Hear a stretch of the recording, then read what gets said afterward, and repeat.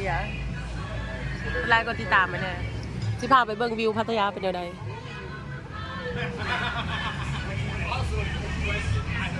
ตั้งกล้องสั่งต้มยำมากินกับมัวแดดเดียวแต่ว่าอาหารบ้านกับเจ้าเนี่ยใดมันกับบแซ่บเท่าอาหารลาวอาหารอีสานเลยมันเกิน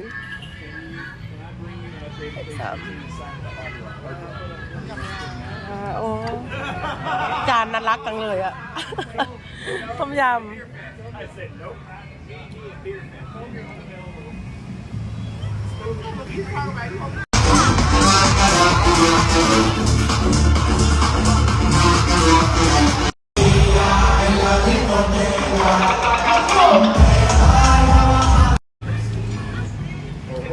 ไปดีมื้อนี้นิโคอยู่พัทยาพาหมู่มานั่งกินเบียร์ไลน์ก็ติดตามไปแน่ที่พาไปเบิ่งวิวพัทยาเป็นยังไง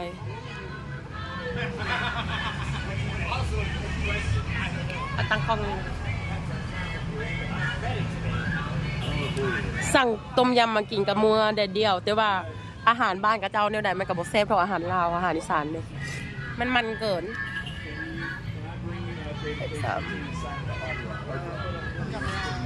โอ้จานน่ารักจังเลยอะต้มยำ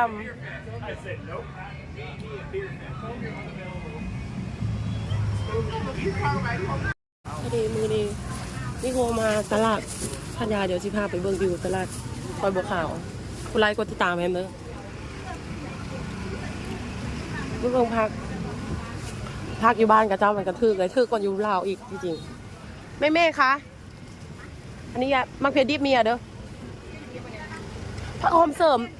มีผักโฮมเสริมบ่กินเงินเช่นแบบเจ๊พูดอ่ะเจอกับเปียกเนาะไปซื้อชิ้นหมูไปไหนเอานี่คือจ่ายเงินก่อนเราซื้อเฟอไปซื้ออันนั้นไปดีตอนนี้อยู่ตลาดซอยบัวขาวอยู่พัทยาใครว่างกันมาเที่ยวได้เลยเดี๋ยวจะพาไปเที่ยวทำไมใครบ้าง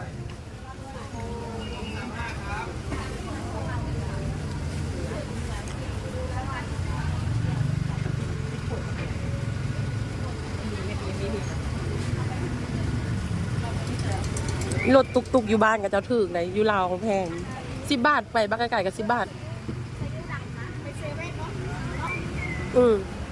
รถดีบอกก็ได้มีเมื่อไรรถดีกระเทียมเอาไปเจียวเด้อเดี๋ยวกูจะเจียวกระเทียมเองทำมาเพชรแห้งนี่นะกูแซ่บเลยค่ะเว้ยเอาไปเห็ดน้ำน่ะหั่นน่ะอันนี้ก็ได้นี่จังไว้ตำเอาน้ำมันร้อนๆหอกเลยอันนี้กระเทียมห่อเฮาคือว่ามีอยู่ที่ก็จะมาขายกระเทียมไปซื้อกระเทียมมาหั่นยังห่อกะปิชอบมีปีไหมไม่มีประเภทที่เอากูเอาละ2 ถุงคุณ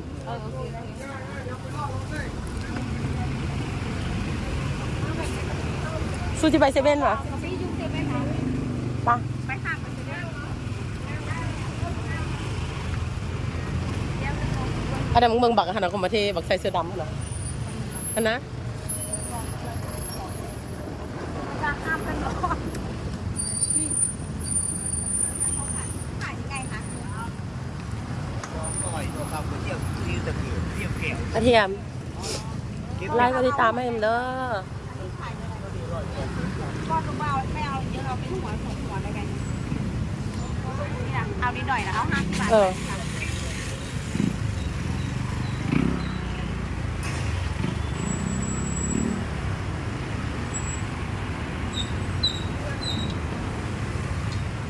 มะเพชรอยู่ห้องมีบ่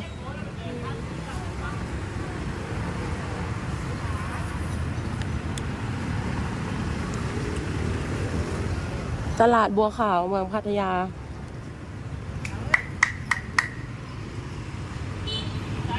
คนหลายอลังการนะพี่แนนไปครับเดี๋ยวจิพาเข้าเซเว่น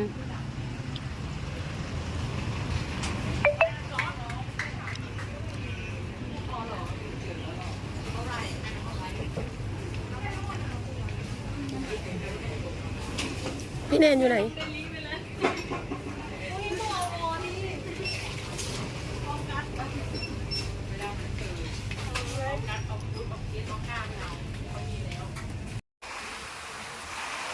จะย่างไว้แล้วไม่มึงกันไรเอามึงย่างไปอีกย่างกำลังย่างกำลัง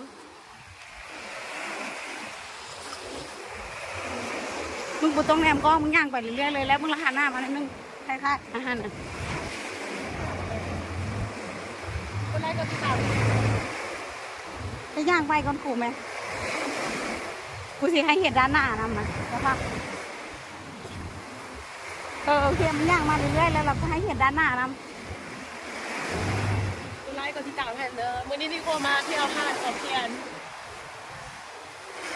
ก็แปลนานใช่ค่ะเราก็ ฟิวสุดยอดเลย มาทำเซลฟี่กันแบบนี้ห้องงามเลยวิดีโอ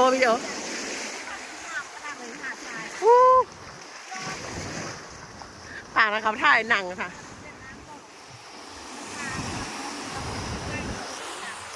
ไม่เห็นสวัสดีคนไลค์กดติดตามให้เด้อมื้อนี้มาเที่ยวอยู่พัทยามาอยู่หาดจอมเทียนฝากกดไลค์กดติดตามซับสไครต์ให้แน่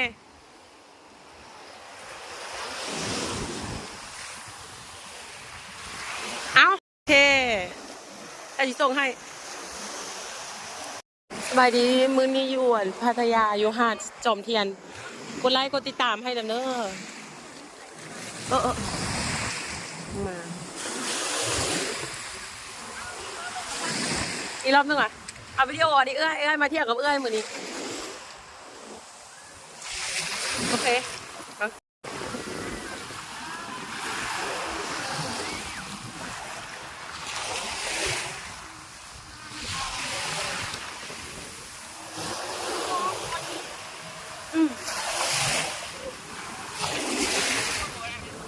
ก้อนหินหลาย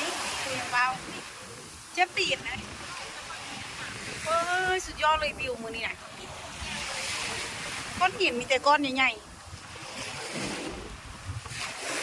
จอมเทียนบีชบีดีฟูมาเพียนแล้วเทียนมาทำมันมาให้มันหลานให้มันจ่ายให้สนามให้มันมารถถังให้มันมาจ่ายค่าอาหารให้สภาพนี่นะเบิ้งนี่นะเอาที่ไทยไปโอ้มึงย่างไปเลยย่างไปมึงไม่ต้องแน่เบิ้งมึงย่างไปเรื่อยๆค่อยย่างละหันหน้ามาคล้ายๆคือแบบว่าแอบถ่ายดีนะสวยเวอร์Hello everyone. Thank you for subscribe and good life.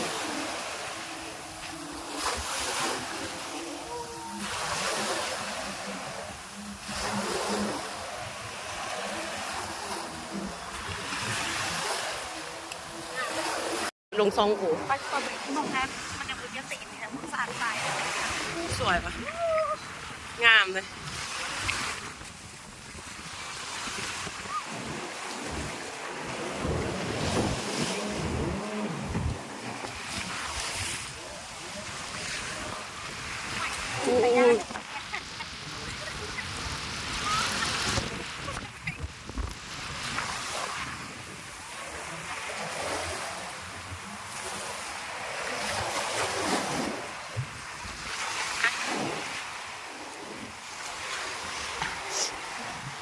แล้วเทียบกาบหอยกับพูดหนึ่งนะ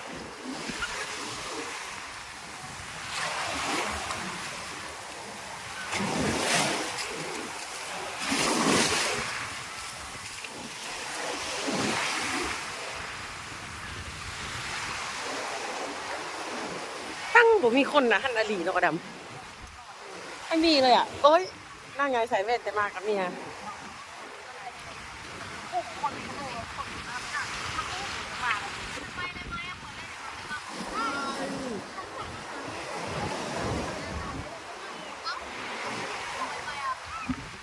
ที่หาดนี่กูเป็นขับรถใหม่ประมาณตัวละมือใส่กูหลายนะว่าเขาเห็นใหม่ละ เนี่ยนะถ้าเป็นกำลังสตรงดี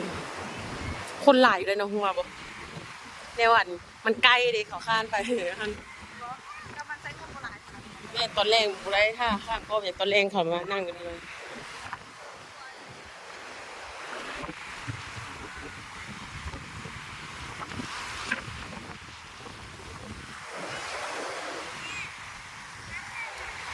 มาส้นเอา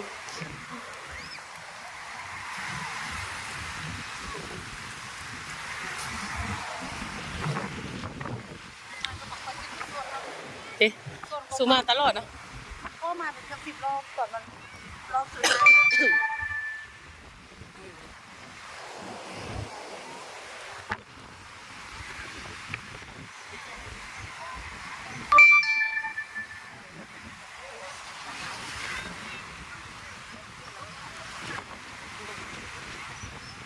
ตัวบักน้อยหน้ามันแดงเลยนะมันเล่นซ่าเด็กน้อยฝรั่งเลยตั้งผมมีคนโลกเลยเลยก็ถามมาเห็นทุกคนเลย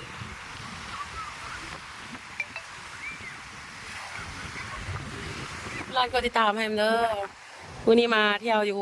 หาดจอมเทียนพัทยานี่นะดำพูดดีนะ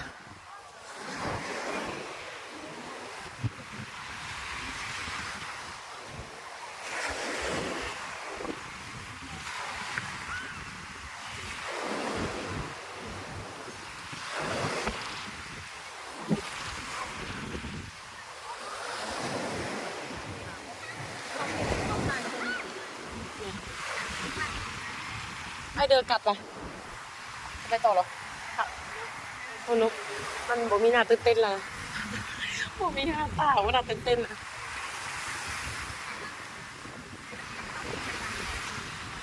จากกับไฟบางแสนเลยเนาะบางแสนกูบ่ได้ไปจักเท่าไหร่ปีละแม่นบ่แม่นเขาใส่หาดเขาใส่ทรายบ่ฮู้สึกว่าแม่นหรือว่าทะเลมันขึ้นวะว่าเขากันไม่น้ำทะเลน้ำท่วมมันนะ รู้สึกว่าขึ้น แพงนะ รู้สึกว่ามันสูงขึ้นเห็นไหมสูงขึ้นเลย เขาเฮ็ดแบบเป็นกระแพงนะ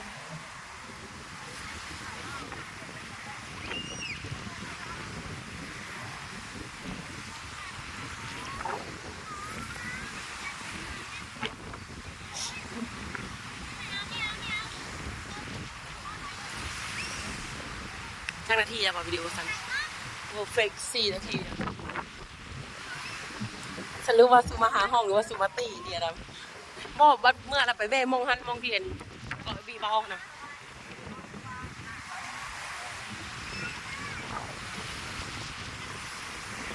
คนหลายเลยตอนแรกแล้วคนมันหลายว่าตอนแรกได้มันบูห้องกับเจ้าสิบังมาเที่ยวตอนแรกมันอยู่กับไฟที่มันไม่หลายคนพวกก้อนกับพวกแต่ ดิ เอา โรแมนติกเนาะ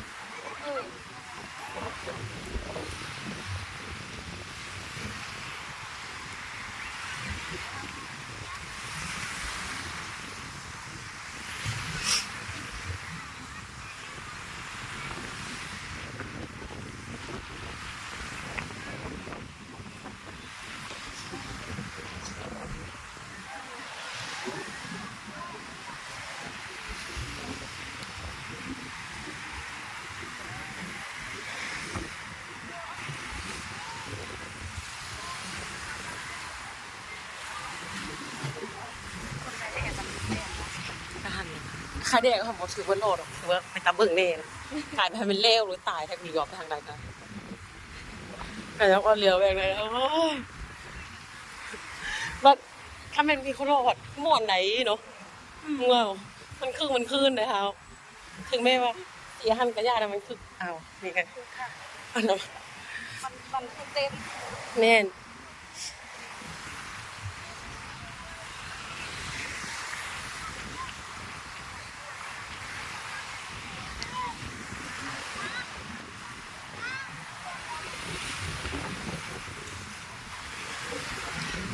เดี๋ยวคนเราโอเคบายบายบัลลาสีเอาวิดีโอมาฝากอีกก่อนพากันกินเหล้าพากันตั้งวงอยู่ทางซ้ายเด้อขอบใจหลายๆ thank you very much มาดิมาเลย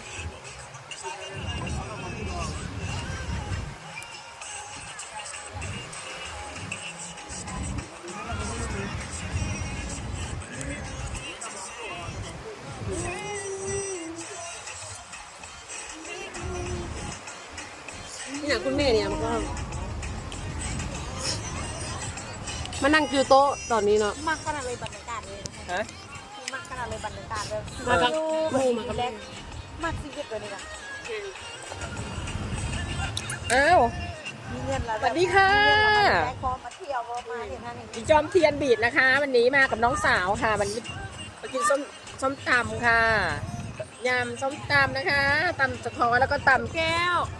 แล้วก็ส้มตำปูปลาร้านะคะ อร่อยมากเลยค่ะ แก้วมาตัดโจ เอาตำจอกโคกลอก นี่ ค่ะ มา โค กันมาก ค่ะ จัดวงอยู่อ่ะรีบาดสมเพียรพัทยา แกงส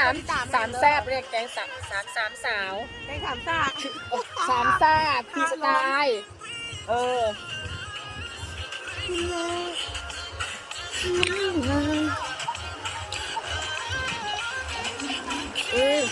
กินเหล้าพร้อม เอาว่ารถเมารถเขียน เต็มที่เลยนะ กินเหล้าคนเบิ่งคนรู้ก่อนเขาเราเบิ่งเลย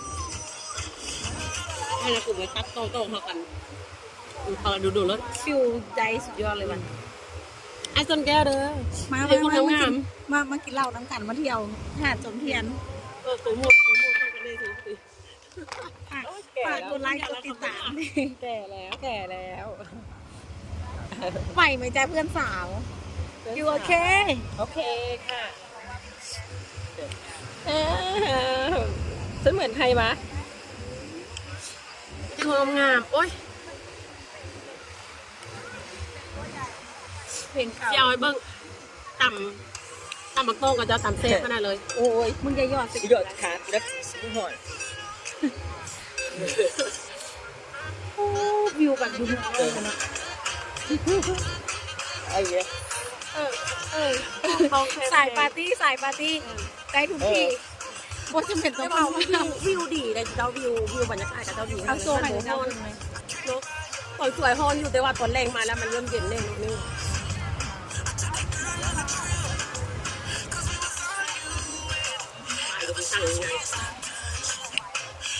ก็จำเป็นต้องไปเที่ยวกร้านมาหาดจมเทียนก็โอเคละ เมน งามแล้วก็เป็นหาดใหญ่แล้วก็แบบคนหลายก็จะเอามา แล้วก็ส เที่ยว งบหลาย ใช้คนหลายแม่น แต่ว่าคำเป็นจะเห็นอาหารตาเห็นเขารออยู่ในหมู่มีเลย เห็นได้แต่วิวก็ว่าเอาวิวโซ่ให้เบิ่งอันนี้คือ คนเฉยๆก็ไปถึงชอบลงทุกบ้าแล้วเนี่ย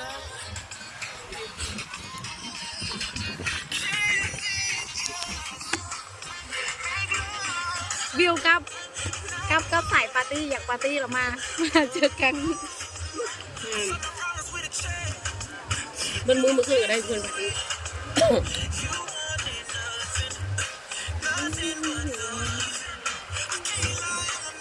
โอเค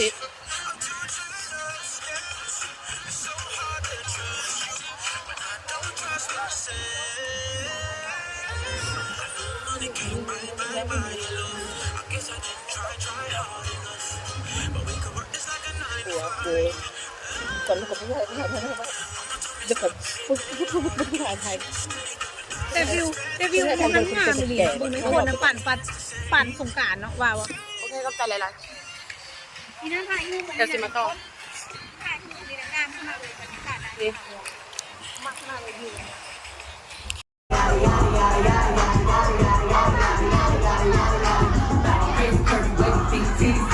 แบบเวิร์ก ตายโตกูไลค์กูติดตามเนี่ยหลายๆครับของมึง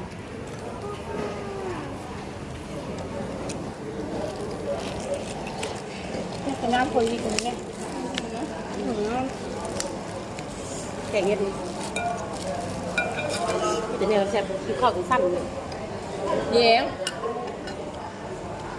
วันนี้มันไหน มินิวันจันทร์ ตลาดแกนฮอเนาะพอดีเป็น15เลยตลาดแล้วก็ขายถูกๆเลย นี่สิไป กลับไปซื้อเสื้อผ้าเบื่อเสื้อผ้าตัวเองเนี่ย ก็ไปซื้อผ้าซื้อตีนต้องขับบอล ผ้าปูที่นอนแล้วก็หมอนผืนละ100 บาท เนาะ เนาะ ต้องผ้าซื้อตีน ผ้าเซตตีน2 ผืน หมอนละจ่ายของใครของมัน หมอนจ่ายไปจ่ายให้มันมานะหมอนนะไม่ซื้อนะ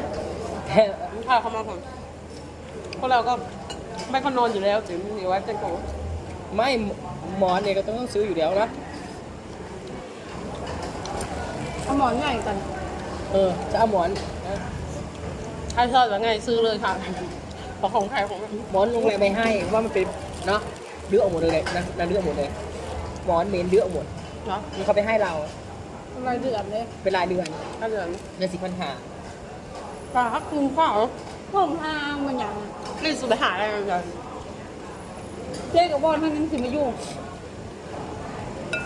ของเก่าจุ๊เขาดีแล้วจุ๊เขาดีของแพงเวอร์ มึงไปเบิ่งแล้วมึงแหง น่าจะคิดแค่ ระวังไฟนะ ค่าน้ำ ไฟแรงนะเนาะ เอมันใหญ่เขาบอกแล้วเนาะ เขาบอกแล้วไงโอ้ยบุ๊กไซส์หลายๆกับเกิด7,000ดอก ค่ะคือหลายคน มันก็ต้องเปิดนะมันถือบุ๊กเปิ มี ด ระเบียงปะมีระเบียงปะ มีมันทุกอย่าง โพสเซ็ตมากูออกกำลังกาย ชมวิวเรียบร้อยมีระเบียงมีเฟอร์นิเจอร์มีตู้เสื้อผ้าแม่งโคตรไฮโซเลยคือโรงแรมเลยนะ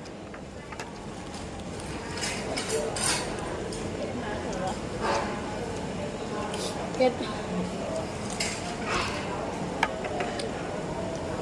แค่แพง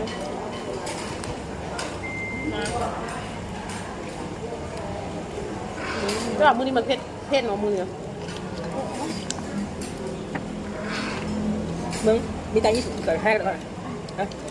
เราจะไปแล้ว ไป มีเข้าตรงทางเราก็ได้เราขอ ไปที่ลุงไม่ได้มาอะไรเนี่ยให้ลุงมันยืนหรอกไม่ได้นะไม่ไปนะ ไปเลยไม่ไปแล้วยัง ซาแล้วยืนเนี่ย เขียนด้วนแสนด้วนแล้วให้ดูก่อน ไหนวะ มันก็ปุ้งปุ้งข้างน้อยกันวะ เอานับเขานี่ได้นะ เขีย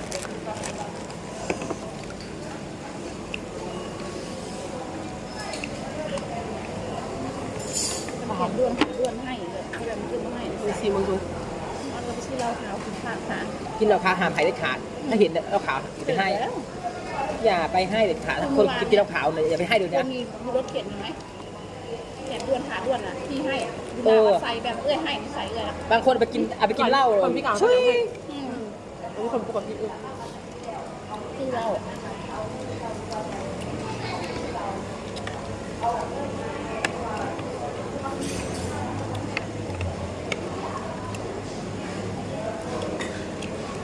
คือด่ามันให้เก่งครบ32ไปนั่งโขย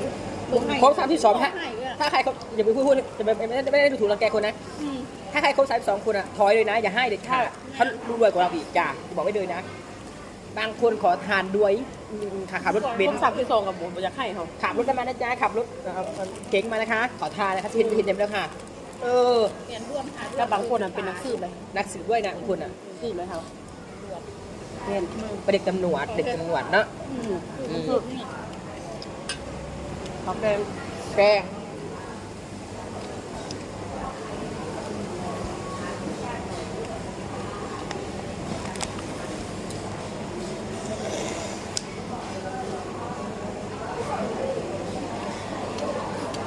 ข้างแซ่ไปห้างเนี่ยเริ่มอิ่มแล้วเค็ม ฝน วันนี้มันจันทร์ตลาดแกนฮอเนาะพอดีเลยเราไปซื้อ ถ้าคือเราเป็นคน 2 ผืน สุดไหวเลย ลาวผ้าลาวผ้า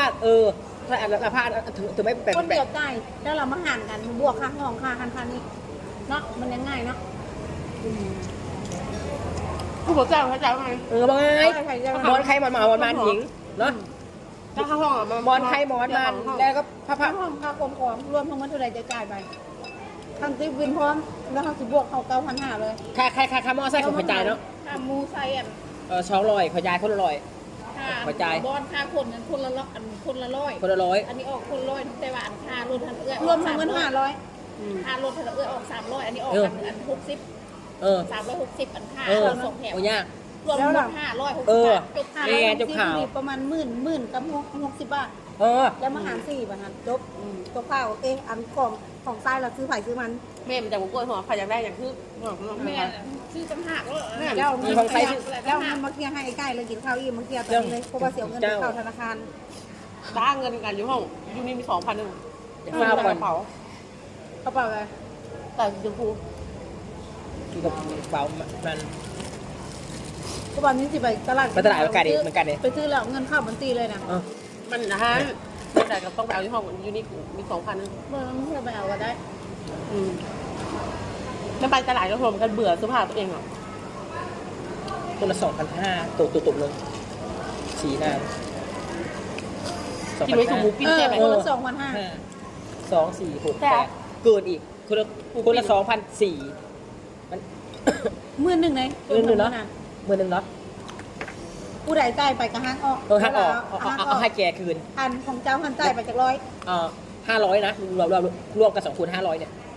500 รวมหมด400เออนั่งได้160 บาท ของข่อย160 160กับโต๊ะตัวเอามาให้นี่ก็2,400แล้วเจ้าเอามาให้ทั้ง2,200ถูกปะ อ๋อนี่ให้ ก็2,100เจ้ามาให้เฮามึงมา2,500มาให้กู นี่ให้2,300เพราะว่า แล้วเรื่องสีทอนกราฟ60 บาทแล้วเฮาค่อยมาหารกันอีก โอ้ทอน160 บาทนะทอนแดน160นะเพราะว่าแดนจ่ายไปแล้วเอามาให้พลอย2,500แล้วพลอยทอนไป ก็เหลือ เอาเนี่ยไปบวกเข้าใน2,000ได้สักที่ไปทอน160ได้ในไหน ใช่ไหม ถ้าต้องคน2,500เที่ยวกันเพื่อเอา มาไล่พอพามากินลาบ แซ่บเพลงเจ้า ปวดเลย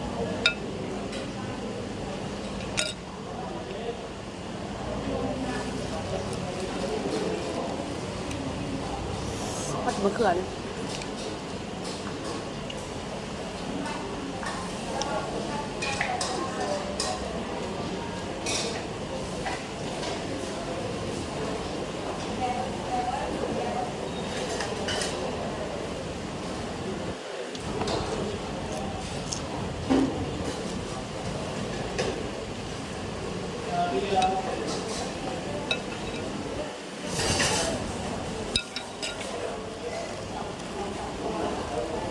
ยังมีสุ่มหน่อไม้อีก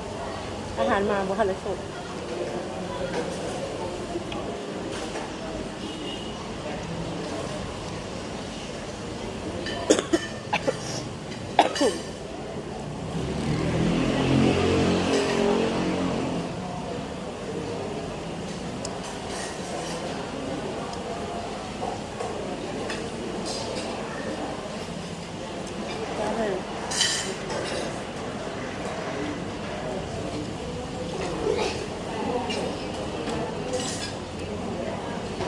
ก็ติดตามให้เด้อใครเข้ามาเบิ่งก็ขอบใจหลาย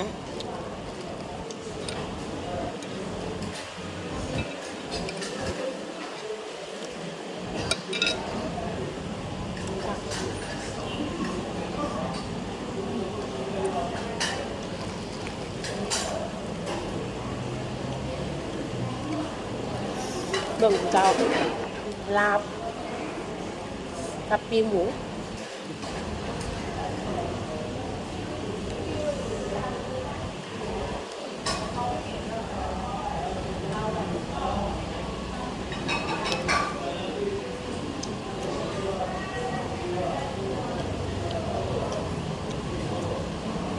เบิ่งเมนพักตายเว้ย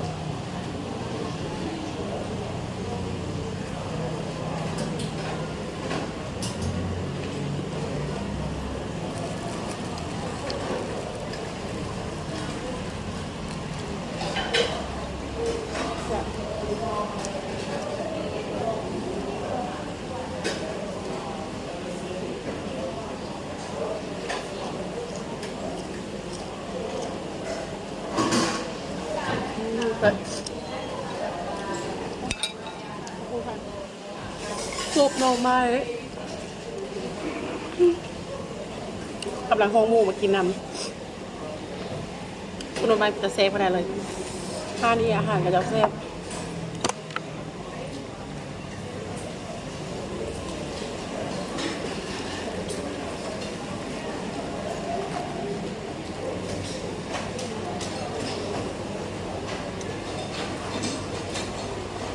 เป็นหมูมาหาในตายกินมุด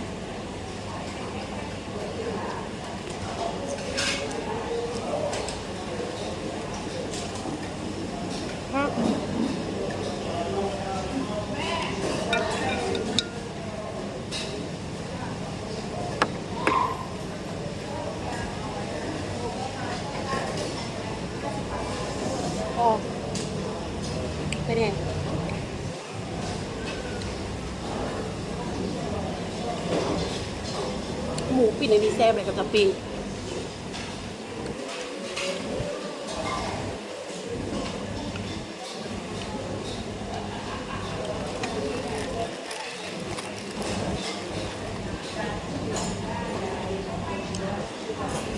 แซ่บหลายจ้ะ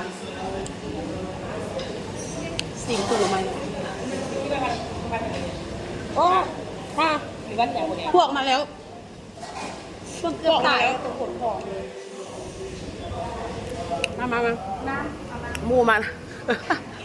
พวกมาแล้วบึ้งเต็มขนาดเลยเอาข้าวเหนียวอีกพี่ข้าวเหนียวอีก4 ห่อนะ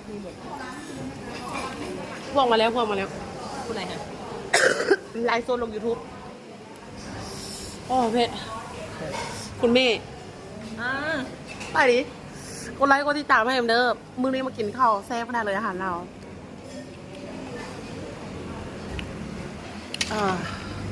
เห็นเวอร์มาซุปแซ่บขนาดเลยนี่นะพูดพวกมาลาบมีแซ่บเวอร์นี่โหอิ่มอ่ะ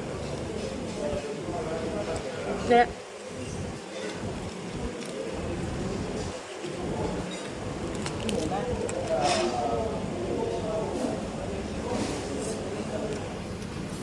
เลยเพื่อนกำลังมากินข้าวเป็นหมู่แพ้แพงทำเป็นคำบุมายตายกินบุมือ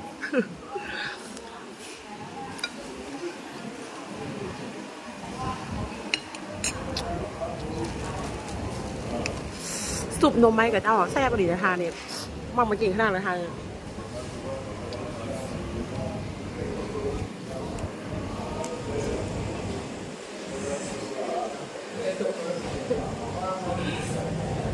ก่อนเอาไหม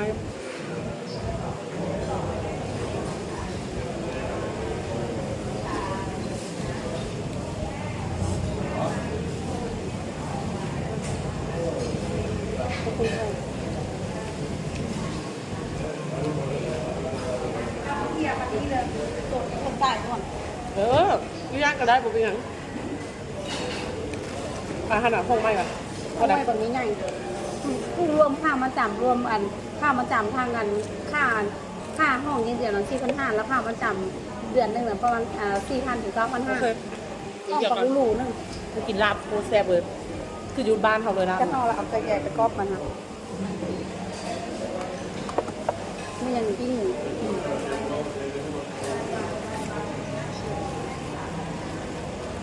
แกงเห็ดนะคะ คือลูกค้าที่เราไปมาเป็น4,000เป็นยากมาเกินทุกขนาดคือคุณพูดมาไงเราตรงนี้มันจะอยู่ในตุ้ย โชคดีค่ะตั้งเหรอเอาจำกูไปได้ดิข้างเฮ้ย เอามาได้นะ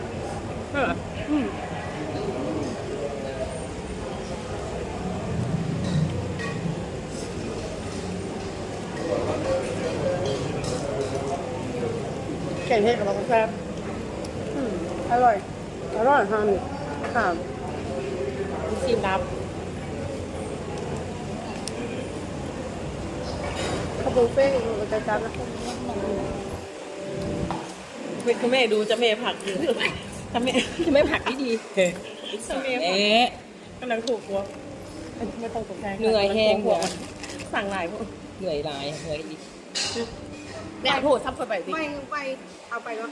ไปก็ต้องกดแป๊บเดียวดิก่อนกูโทษคำนึงกูดูกำลังกดนะกันแล้วนะไปทาแค่ยาวเลยไปหนึ่งเลยลาบคอมเซปต์จริงมาถูกหน่อไม้นี่กู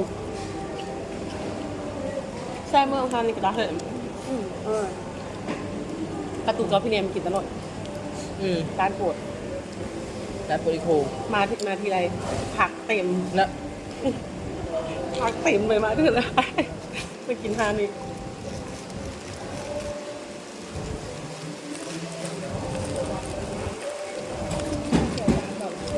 บุญหอมแห้งเลยนี่แหละก็ใส่มือคือเก้าหนักปีหมูภาพขนาดนี้ปิ้งหัวโคโมเซฟใส่ผักขยาวเลยเอาโตบอกแอดที่ว่ามาลูกแก่ยุ่งนั้นดิ เออก็บอกเอาอยู่ ก็บอกเมื่อนำบอก เดี๋ยวเห็นห้อง บอกเอาอยู่ของเก่าขั้นแก่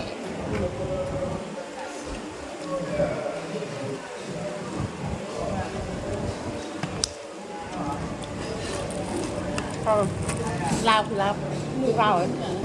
หมูปิ้งหมู พวกคนกับเจ้าแม่เมืองเขาเห็นตำกุ้ง เขาคือสิงง ตำกุ้งแล้วเนี่ยตำกุ้ง โอ้แจ๊บ 89 บาทเองทำเนี่ยตำกุ้งอ่ะเอามาแซ่บเอา กิ ไป นกับกุ้งเนาะ อีกจานนึงจะได้ไปจานนึงตำกุ้งนะ89 บาทอยากตำกุ้งนะ ไปข้างนะ ต้อง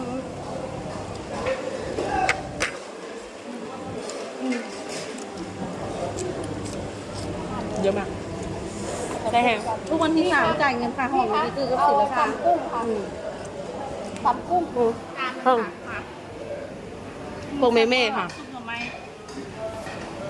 แซ่บเบอร์อลังการกันค่ะ ของลูกด้วย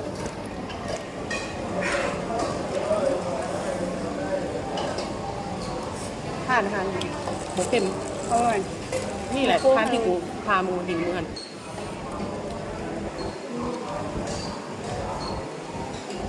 ร้อนมากเลย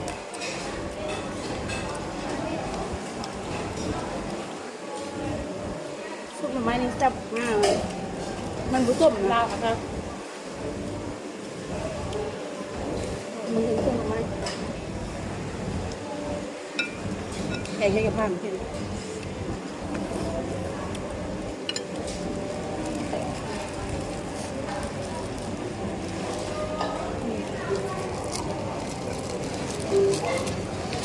แก้วมันเยอะ อันนั้นนะอันที่โบราณตัว คือกินน้ำ เปล่าไหวมาเตะจนมันตกใส่ในนั้นเดี๋ยวค่อยไล่นะมันตัวมันแคบนะ บ่ให้มันไล่เนาะ เรียนกีทองเนาะคนมักเมืองแดงน่ะ กับเบอร์ เอาอิ่มกับแก้ใบใจ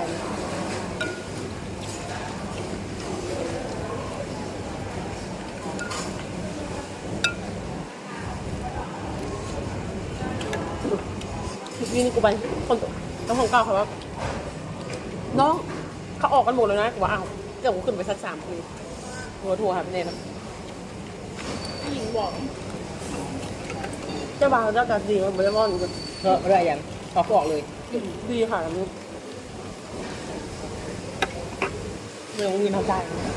มันอยู่บนเดือด มันฮอดเดือนกันอยู่ แต่บ่ฮอดบ้องกับเจ้าเสียดายอะมันลูกค้าออกมาเลยของกลาง เขาออกหลายคนนะแม่ทันยังนะ มันแพงจริงหลายคนได้ออกเลย ปลาห้องออก ตาแพงก็ แพงเบิ่งโอ้โหผมมีอย่างพอกับพอข้าวถืออยู่ ยังพูดงามๆออกจากจึกกันนะมีแต่แกล้งขึ้นมางาม แกงยังฟ้า ๆโม่งกระดังสู้ที่สุด ก็เป็นพวกทางบ้านเองวะเอ๊ะผมใส่หมดวะเราเดี๋ยวข้างห้อง เนี่ย ชีสาวมันอะไรหมดแบบว่า เสียงเงียบไปไหนไป เงี บ้าย บหายไปไหน หายไปไหนชุดมันกระเหงามาไหน เออ เด็ดสมัคร เหงาแท้หงอกออก อาศัยม้วนน้ำซุปเฮานะ เนี่ยจังหวะที่เขาอยู่แป๊บเดียวนึงหนีเนาะเขาคือสิอ้าวแข่งกันแข่ง3 ซ่า อยู่ได้1 เดือนเราอยู่ ยังไม่ถึงเดือนเลยประมาณ2 อาทิตย์กว่า2 อาทิตย์นึงนะ เดือนหนึ่งนะ เดือนนึงเหรอ หมูอ่ะ แล้วเราอยู่วันที่ 2 เป็นมาเขาเดือนละเด้อกันมาละ แล้วเราอยู่วันที่ 2 เอากับมันโคน้ำไปต้มอ่างกับต้มเหื่อ เป็นเดือนแล้วค่ะ ได้มาเดือน เดือนเดือนแพงแล้วนะ ว่าไงเหรอ 1 เดือนเราอยู่ค่ะหาที่เนี่ย มาเดือนละเด้อมาเนาะ 1 เดือน สิกระต่อบักแมลงไหม เดือนมันเต็มแล้ว เดือน พอดีเลย เอาไม้เนี่ยเทเลยนะเทเดี่ยวเลยนะเดือนแล้ว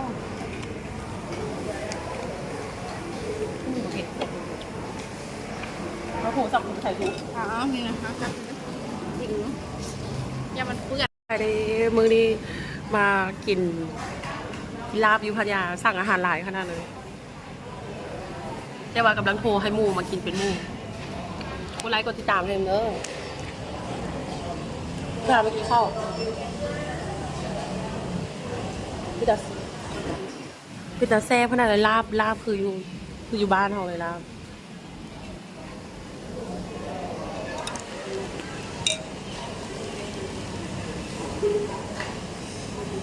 เผ็ดตับหมูคนเดียวกินหลายขนาด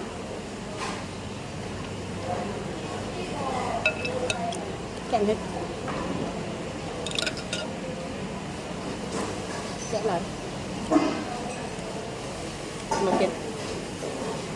เมิร์ดแน่นอนโอเคขอบเดียวเลย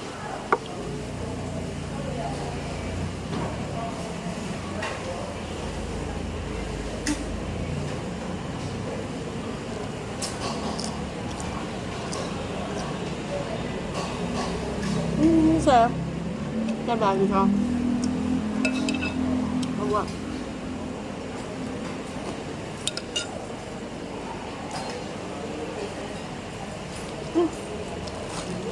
มือนี้เขาเนี่ยมือ3 ห่อนั่น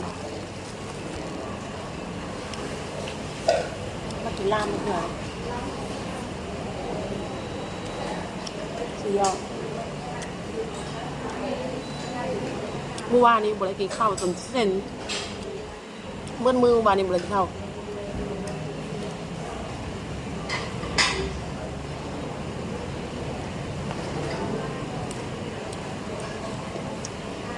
เดี๋ยวแป๊บนึงโทรหาหมูก่อนสิมาไล่ต่อไก่ปัญญาแต่แซ่บก็ได้เลยไก่ปิ้นซอยบัวขาวไก่ปิ้นปัญญา Nicolas, ฮะ ton âme เนี่ย Nicolas, ton âme เนี่ยพอยูไอมี together Ben,